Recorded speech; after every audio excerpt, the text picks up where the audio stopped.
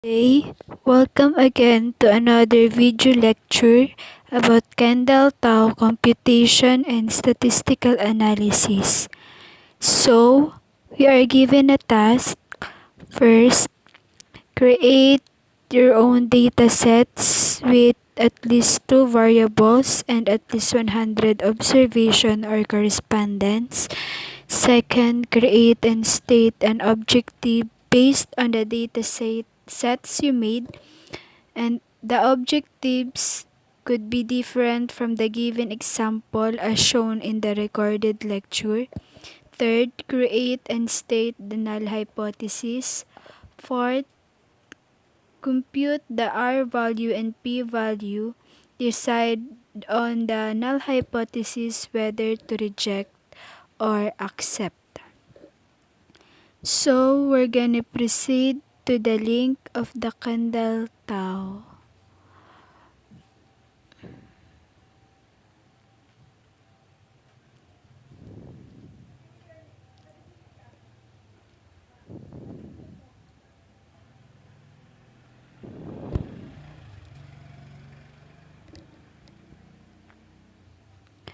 KENDALL Tau and click.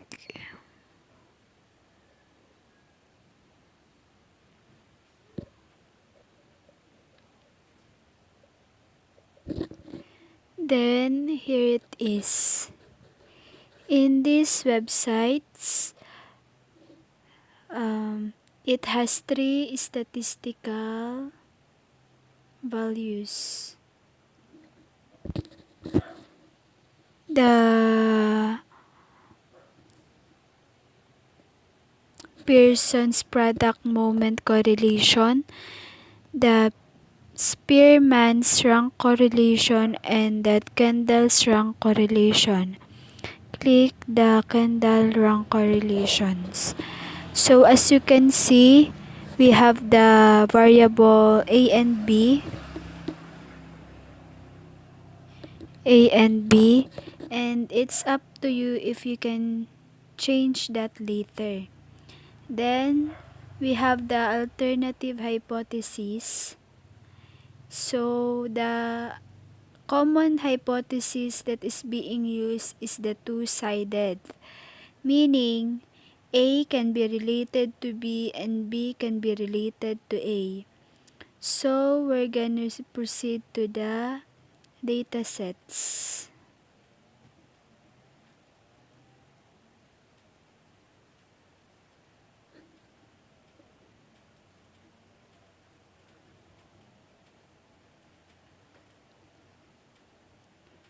So as you can see in these data sets, the 2 variables with at least 100 totals of observation or correspondence were shown here in spreadsheets. 50 data sets for the age of the students and 50 data sets for the IQ test. Okay. A group of students were grouped according to their age will be correlated to their result along their IQ test.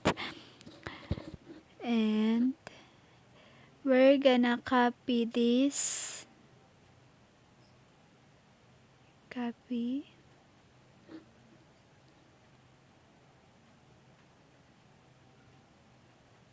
We're gonna copy this.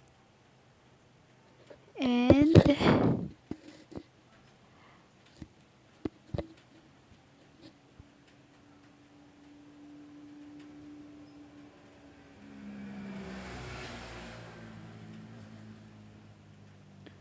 okay again.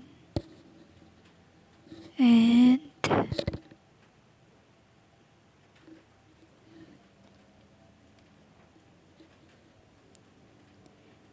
clear. Then paste it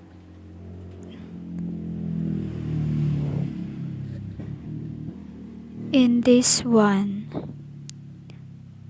And dapat is wala siyang space. And then click the proceed to calculate the results.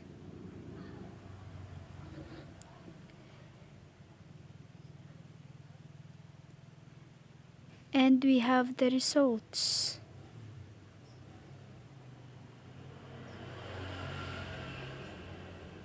And we have the results.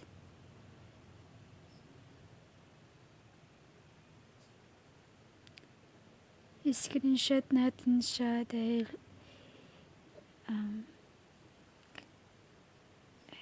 kailangan namin to sa activity namin.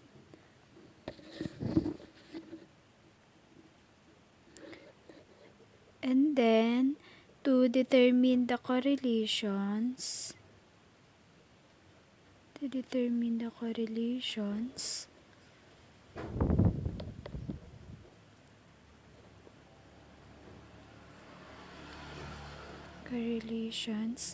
for Kramer's V and tau B and C less than positive or negative 0.10 is very weak.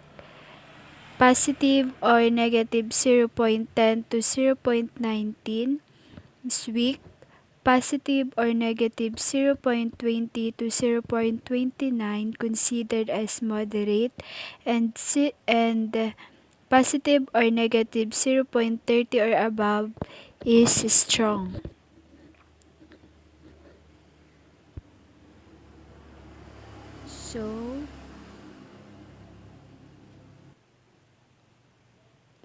So our result is negative 0.171285, and it means that negative 0.171285 belongs to weak correlation, meaning the age and the IQ test have a weak correlation.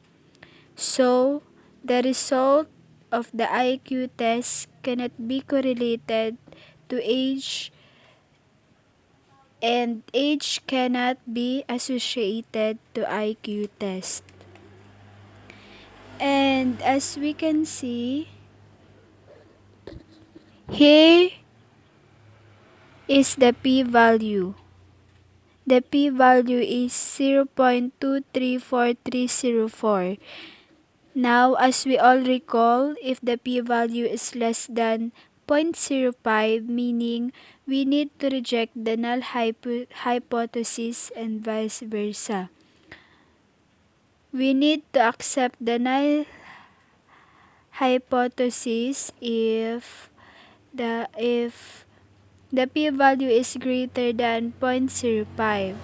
Now, in this data, we have a p-value of 0.234304.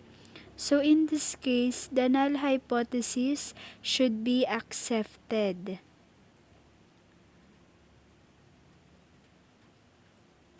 So, therefore, there is no association between age and IQ test and vice versa, because it has a weak correlation between two variables. Thank you.